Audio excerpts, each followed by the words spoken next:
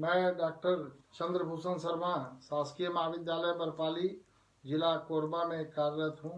मैं आपके सामने बीकॉम द्वितीय वर्ष के तृतीय यूनिट में कोरिलेशन और रिग्रेशन के अध्यापन से संबंधित वीडियो जारी कर रहा हूँ, वीडियो तैयार कर रहा हूँ। उसमें इससे पहले मैं सांख्यिकी का 4 वीडियो जारी कर चुका हूँ, जिससे आपको कोरिलेशन के बारे में आइडिया हो गया होगा। आज मैं सबसे अंतिम प्रकार का कोरिलेशन यानी संगामी विचलन विधि से सहसंबंध निकालना यानी correlation by concurrent deviation method पर चर्चा करेंगे। कॉन्करेंट डेविएशन मेथड, क्योंकि पूर्व में मैं कोरिलेशन के बाकी सारे प्रकार के बारे में चर्चा कर चुका हूँ। आज चर्चा करेंगे कॉन्करेंट डेविएशन मेथड। इसको हिंदी में कहते हैं संगामी विचलन विधि, संगामी विचलन विधि कहते हैं, कॉन्करेंट डेविएशन मेथड। देखिए, ये कोरिलेशन का संबंध निकालने का सबसे आसान विधि है, सबसे सरल विधि है। इस विधि के अंतर्गत हमें कोरिलेशन का संख्यात्मक माप यानी क्वांटिटेटिव मेजर कम हो पाता है, बल्कि एक डायरेक्शनल यानी दिशा की जानकारी हो जाता है। यानी कोरिलेशन किस दिशा में है, कोरिलेशन पॉजिटिव है या निगेटिव है, सकारात्मक है या नकारात्मक है, इसके संबंध में जानकारी ज्यादा हो पाता है। जबकि सहसंबंध के दूसरे विधियों में आपको बिल्कुल संख्यात्मक माप मालूम पड़ जाता था। तो ये इस विधि की सीमा आप कह सकते हैं कि इसमें सहसंबंध के डायरेक्शन के बारे में, सहसंबंध के दिशा के बारे में ज्यादा जानकारी हो पाता है, परंतु ये निकालने में सरल है, इसलिए इसका अपना एक स्थान है। तो हम लोग संगामी विचलन विधि का प्रयोग करेंगे आज 2 समंकों के बीच में सहसंबंध ज्ञात करने के लिए। देखिए, इसमें किस प्रकार से सहसंबंध ज्ञात करते हैं। मैं पहले 2 समंक लेता हूं, फिर उसका सहसंबंध ज्ञात करेंगे। तो पहला समंक मैं लेता हूं x दिया हुआ है 10, 12, 15, 18, 13, 11, 16। इस प्रकार से मैं कुछ मद ले लिया हूं इसमें x का। अब उसी प्रकार से y के कुछ मद ले लेता हूं। y 16, 14, 11, 19, 16, 13 और 20। इस प्रकार से x और y 2 सीरीज हमने ले लिया है। और इस दोनों सीरीज का यदि कभी सीरीज x और y के रूप में न दिया रहे, बल्कि ऐसा दिया हुआ रहे कि हिंदी के प्राप्तांक और अंग्रेजी के प्राप्तांक, तो हम लोग क्या करते हैं, हिंदी के प्राप्तांक को x मान लेते हैं और अंग्रेजी के प्राप्तांक को y मान लेते हैं। तो जो दिया हुआ समंक है वो x और y के फॉर्म में हो जाता है, x और y के रूप में हो जाता है। उसी प्रकार से कभी छात्रों का वजन और छात्रों की आयु दिया हुआ है, तो हम लोग एक सीरीज को x मान लेते हैं और दूसरे को y मान लेते हैं। फिर x और y के बीच में सहसंबंध की गणना की जाती है, यानी कोरिलेशन कोएफिशिएंट निकाला जाता है। तो देखिए, इसमें कोरिलेशन कोएफिशिएंट निकालने के लिए यानी RC से डिनोट करते हैं। RC यानी कोरिलेशन निकाल रहे हैं किस विधि से, कॉन्करेंट डेविएशन मेथड से। RC equal to plus minus under root plus minus 2C minus n divided by n, 2C minus n divided by n। ऐसा करेंगे तो कॉन्करेंट डेविएशन निकल आएगा। अब हमें ये जानना है कि ये फार्मूला में जो शब्द आए हैं, इनका क्या मतलब है, इनका अर्थ क्या है। आर सी क्या है, आर सी यानी कोरिलेशन बाई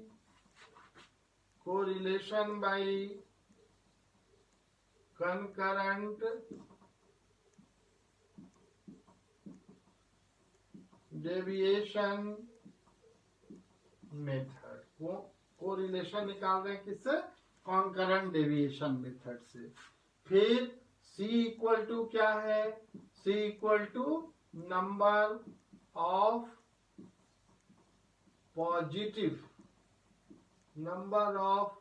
पॉजिटिव साइंस, यानी प्लस में जो प्रोडक्ट आया है, मैं अभी चर्चा करूंगा आपसे इधर में कि C का मतलब क्या होता है। और N इक्वल टू होता है N equal to N minus 1। N मतलब नंबर ऑफ आइटम क्या मानेंगे, तो N में से एक को घटाकर N equal to N minus 1 मानना है। मैं बताऊंगा N माइनस 1 क्यों करते हैं। और ये प्लस माइनस साइन के संबंध में ऐसा है कि 2C माइनस n पॉजिटिव है। यदि 2C माइनस n का वैल्यू पॉजिटिव है, प्लस में आया है, तो ये क्या होगा, तब बाहर सभी जगह प्लस रहेगा। और 2C minus n, 2C minus n यदि इक्वल टू निगेटिव यदि होगा तो सभी जगह निगेटिव होगा। अभी हम फार्मूला में इस्तेमाल करेंगे तो आपको क्लियर हो जाएगा। मैं आपको जैसा पहले बताया हूं, संगामी विचलन विधि जो है वो प्राय डायरेक्शन की तरफ ज्यादा ध्यान देता है, संख्यात्मक माप की बजाय ये दिशा की तरफ बताता है। कोरिलेशन की दिशा यानी कोरिलेशन पॉजिटिव है निगेटिव है, इस पर ये ज्यादा जोर देता है। और चूंकि गणना में आसान है, इसलिए इसका ये एक महत्व है कि गणना में के मामले में ये आसान है। तो सबसे पहले हम लोग क्या करेंगे, हम लोग इसमें इसका डेविएशन निकालेंगे, है ना। डेविएशन कैसे निकालते हैं, साइन से निकालते हैं, चिन्ह से। डेविएशन साइन लिखा है, यानी विचलन का चिन्ह। केवल विचलन आपको संख्या में नहीं निकालना है, वरन विचलन साइन के माध्यम साइन के फॉर्म में निकालना है। जैसे आपको देखना है कि पिछली पद की तुलना में यहाँ पर वृद्धि हुआ है या कमी हुआ है, ये देखना है केवल। तो यहाँ 10 था, अभी कितना हो गया 12। तो पहला में कुछ नहीं रहेगा, पहला में क्या रहेगा, कुछ नहीं। तो क्योंकि इसके पहले तुलना करने के लिए इसके पहले तो कोई चर है नहीं, कोई वेरिएबल नहीं है आपके पास। तो 10 से 12, तो ये क्या हो गया, प्लस हो गया, तो यहाँ लिखेंगे प्लस। ये 12 से 15 यानी बढ़ गया, तो ये प्लस। ये 15 से 18 यहाँ पर क्या हो गया, वृद्धि हो गया, तो प्लस। ये 18 से घटकर 13 हो गया, यानी कमी हो गया, तो यहाँ पर क्या लिखेंगे, माइनस लिखेंगे, है ना। 18 से 13 यानी कमी हो गया तो माइनस होगा, और बढ़ गया तो प्लस में होगा। फिर यहाँ 13 से 11 फिर कमी हो गया तो माइनस, फिर 11 से 16 यानी बढ़ गया तो प्लस। यानी विचलन का केवल चिन्ह लिखना है आपको, यानी विचलन प्लस में हुआ है या माइनस में हुआ है, इसका केवल चिन्ह लिखना है आपको, विचलन संख्या में नहीं लिखना है। फिर यहाँ पर भी उसी प्रकार से डेविएशन साइन लिखना है। अब y डेटा के संबंध में पहले का नहीं लिखेंगे, क्योंकि पहले में तुलना करने के लिए कुछ है नहीं। अब 16 से ये 14 हो गया, तो क्या हुआ, माइनस में। फिर 14 से 11 हो गया तो माइनस, 11 से 19 हो गया तो प्लस, फिर 19 से ये 16 हो गया तो माइनस, 16 से 13 हो गया माइनस, 13 से 20 हो गया यानी प्लस। बढ़ गया तो प्लस होगा, घट गया तो माइनस होगा। क्लियर है। इस प्रकार से डेविएशन साइन निकाल देना है। डेविएशन साइन निकालने के बाद इसका प्रोडक्ट निकालना है, यानी गुना कर देना है। हाँ, इसमें एक चीज ध्यान रखना है, यदि कोई चेंज ना हो तो क्या करना है। मान लीजिए यहाँ 14 था, यहाँ भी 14 होता, तो साइन नहीं रहेगा, इक्वल टू कर देंगे, यानी बराबर है। जैसे ये 11 है, यहाँ भी 11 होता तो इसका मतलब कि ये बराबर है ना। तो यहाँ पर इक्वल टू लिख देंगे बस। तो बढ़ा है तो बढ़ाना प्लस लिखना है, घटा है तो माइनस लिखना है, और यदि कोई परिवर्तन नहीं हुआ है तो इक्वल टू लिखना है। अब प्रोडक्ट करेंगे, plus minus minus, plus minus minus, plus plus plus, plus plus plus, minus minus plus, minus minus plus, और प्लस प्लस प्लस। तो इस प्रकार से जितने प्लस हुए उसको देख लीजिए, वही सी कहलाएगा। सी इक्वल टू कितना प्लस साइन है, तो प्लस साइन कितना है 4, तो यहां पर लिख देंगे 4। तो 4 आ गया, यही सी का वैल्यू आ गया। अब इन वैल्यूज को इस फार्मूले में रखेंगे, है ना। इन वैल्यूज को इस फार्मूले में रखते हैं। थोड़ा सा इसको रख के देखें हम लोग कहां पहुंचते हैं, क्या मूल्य आता है, इसको रख के देखते हैं। R C equal to plus minus अभी रहेगा, क्योंकि पता नहीं है प्लस होगा कि माइनस होगा, तो अभी हम लोग प्लस माइनस रखेंगे। और brackets root under plus minus, फिर यहाँ क्या करेंगे 2c।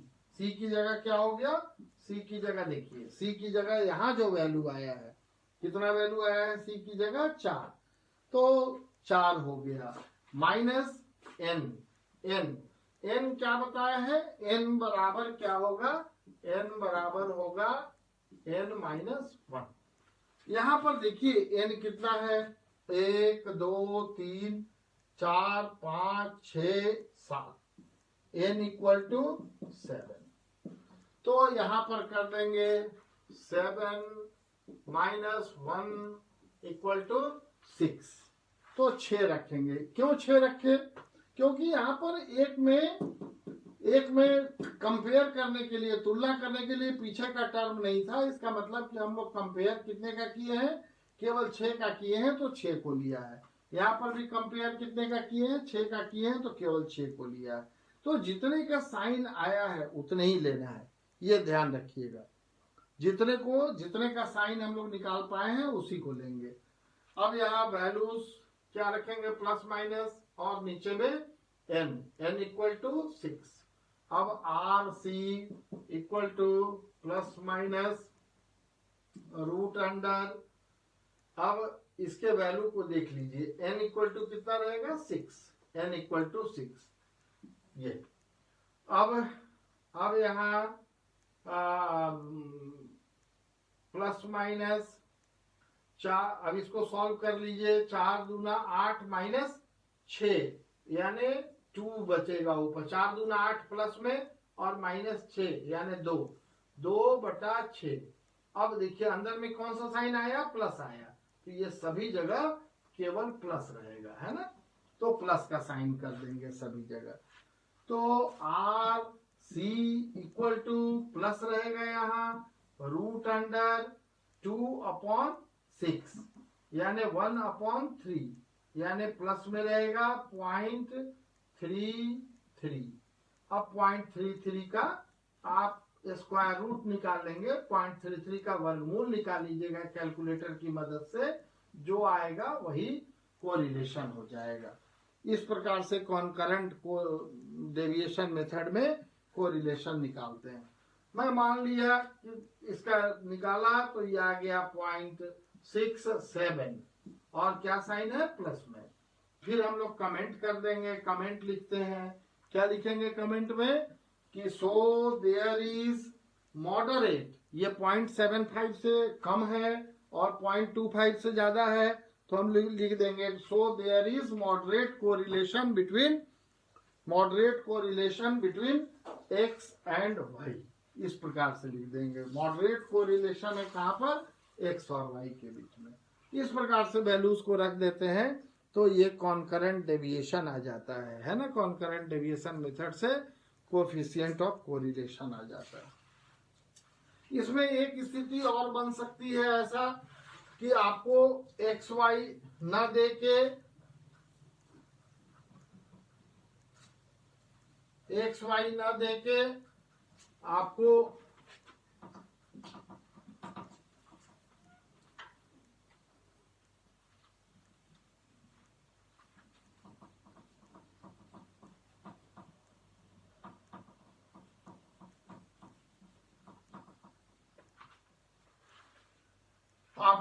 x में साइन दिया हुआ रहे, है ना, x में केवल साइन दिया हुआ रहे, प्लस माइनस प्लस माइनस फिर प्लस प्लस माइनस ऐसा दिया हुआ रहे, और y की दशा में भी minus plus plus plus minus ऐसा दिया हुआ रहे। तो इस प्रकार से भी दिया हुआ रह सकता है x और y। तो ऐसी दशा में भी हम लोग आसानी से कॉन्करेंट डेविएशन निकाल सकते हैं। हमें क्या करना है, इसका प्रोडक्ट निकाल देना है। ये साइन का प्रोडक्ट निकाल दीजिए, plus minus minus minus plus minus plus plus plus plus plus plus minus minus plus, यानी यहाँ पर n हम लोग करें तो n कितना हो जाएगा, n इक्वल टू 3 हो जाएगा, है ना, n इक्वल टू 3 हो जाएगा। आर सी अब वैल्यू रख दीजिएगा।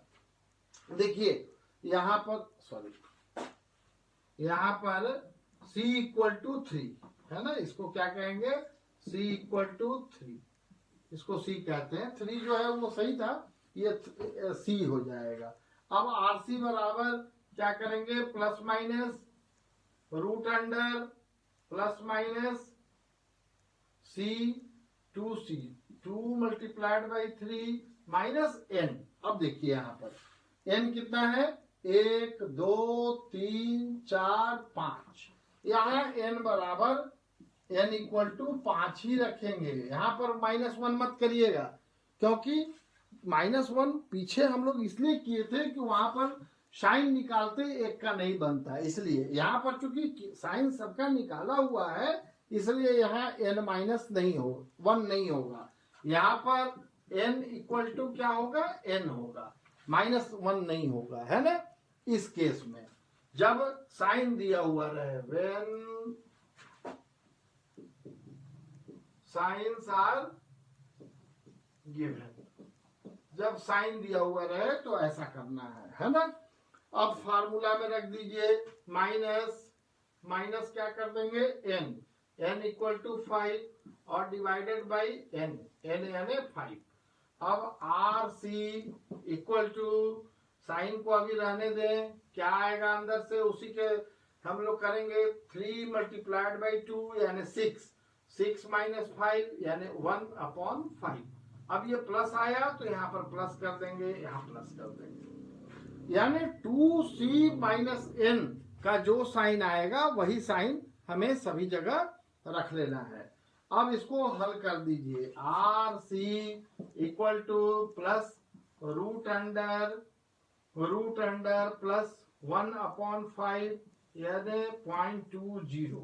अब आर सी इक्वल टू जो भी आएगा 0.20 का स्क्वायर रूट निकाल लीजिएगा, वही काम आ जाएगा, वही कॉन्करेंट डेविएशन मेथड से कोरिलेशन हो जाएगा। तो ये कॉन्करेंट डेविएशन मेथड के बारे में जितनी चर्चा थी, जब साइन दिया हुआ रहे तो क्या करेंगे और डेटा दिया हुआ रहेगा तो क्या करेंगे, इस प्रकार से कोरिलेशन के संबंध में ये मेरा 5वां वीडियो लेक्चर था और कोरिलेशन पर पूरी चर्चा हो गई।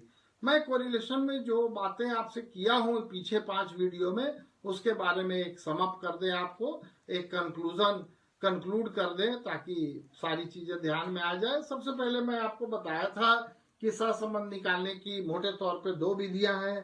पहले विधि को हम लोग कहते हैं ग्राफिक मेथड और दूसरे को कहते हैं अलजेब्रिक मेथड। ग्राफिक मेथड में हम लोग क्या करते हैं, 2 विधि था ग्राफिक मेथड में, पहले को कहते हैं डायग्रामेटिक मेथड और दूसरा था ग्राफिक मेथड। यानी जो 2 डेटा दिया हुआ रहता था उसको हम लोग डायग्राम में रखते थे और ग्राफ में रखते थे। तो इसके आधार पर 2 मेथड हो गया, डायग्रामेटिक मेथड और ग्राफिक मेथड। फिर अलजेब्रिक मेथड में हम लोग सबसे पहले कार्ल पियर्सन का कोरिलेशन बनाए। कार्ल पियर्सन के कोरिलेशन में विभिन्न स्थितियों को देखे हम लोग कि जब गलत वैल्यू रहे तो उसको कैसे ठीक करेंगे, फिर उसमें हम लोग डायरेक्ट मेथड में क्या करेंगे, शॉर्टकट मेथड में कैसे बनाना है, फिर हम लोग दूसरा देखे स्पीयरमैन का रैंक कोरिलेशन, यानी कोटि अंतर विधि से सह संबंध निकालना, और तीसरा विधि ये था कॉन्करेंट डेविएशन मेथड। तो ये 3 विधि से अलजेब्रिक मेथड में हम लोग सहसंबंध गुणांक ज्ञात कर सकते हैं। अब सहसंबंध के बारे में सारी चर्चा पूरी हो गई है। आगे जो मैं चर्चा अगले वीडियो लेक्चर में करूंगा वो प्रतीप गमन विश्लेषण के संबंध में करूंगा। कोई प्रश्न आपके पास हो तो आप कर सकते हैं। Thank you.